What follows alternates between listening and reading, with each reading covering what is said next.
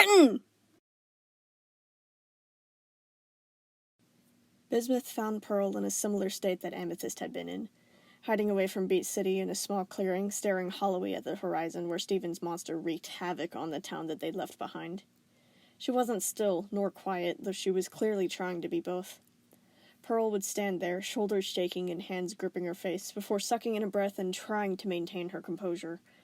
Then she'd look up at the distant monster, become teary-eyed once more, and relapse into muffled whimpering while pacing back and forth before she halted to try and force herself to keep it down, the cycle continuing. Bismuth didn't like to see her like this. Pearl was resilient, Pearl was independent, Pearl was level-headed. Her strength against Homeworld was something that Bismuth had always admired. Seeing her struggling to fight off her own emotions was painful. Bismuth wanted to go help her, but she didn't know how to start. A person that Pearl had thought of as a son had succumbed to corruption, and she had watched it happen. Bismuth was good friends with Stephen, but she didn't watch him grow up. She'd never know the connection that Pearl knew with him, nor any of his family. But the least she could do was try. Bismuth began to approach her, making sure her footsteps were audible so she'd know that she was there. Pearl jumped at the sound, her limbs tangling close to her body in tightness, clearly trying to hide it all. "Pearl, are you okay?" Bismuth asked. At her voice, Pearl stopped with her fidgeting, freezing in place instead. She didn't respond, so Bismuth continued forward, moving to her side and stopping there, setting her sights on the monster's silhouette, too. And then, as if she couldn't stand it a second longer, Pearl jumped towards Bismuth with a muffled sob, stretching her pale arms around Bismuth's bigger form in a clinging hug, burying herself there. Bismuth let her do so, resting her chin on top of her head and crossing her bulky arms over her thinner back, keeping her safe in her strong embrace. The remorse poured out of Pearl as she shivered, making Bismuth feel as if her gem was being wrenched out of her chest. She wanted to help talk to her, but she knew that, for now, Pearl just needed a hug to calm down. So Bismuth stayed silent, rubbing gentle circles into her back with her gray thumb, wishing that she could take this off of her shoulders. Eventually, her tears slowed enough to allow words, and when they did, Pearl began with, "Why didn't he tell me?" Before Bismuth could think of a response, she pushed away from her gingerly, enough to look up and meet her gaze with a puffy, wet face.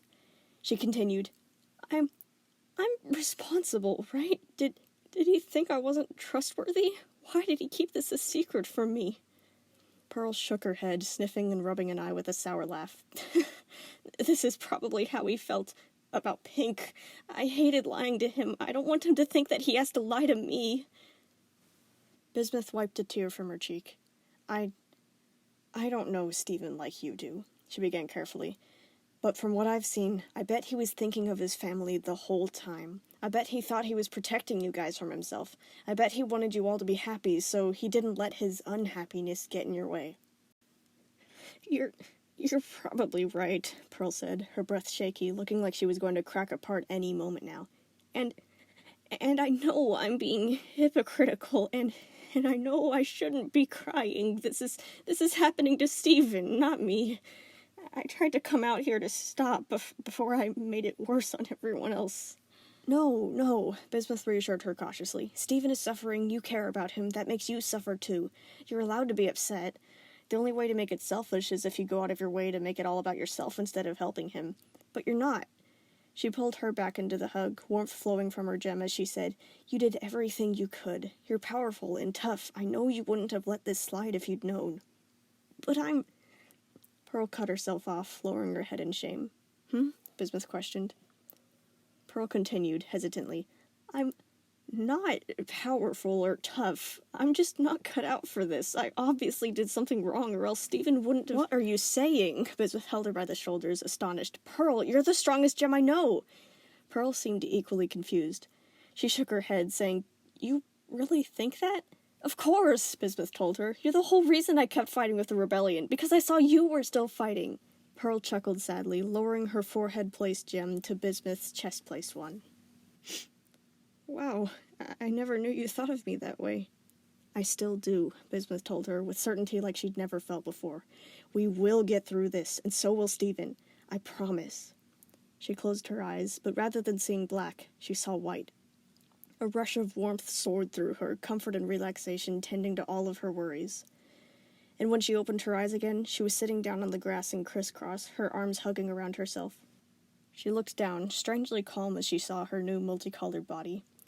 She had overalls, 2 stronger arms set above 2 thinner ones, her body sturdy and secure. She had a bun of pale rainbow-streaked hair tied up behind her head, strands draping over her face. Abalone, a newly formed fusion. They didn't yell out or ask what was happening.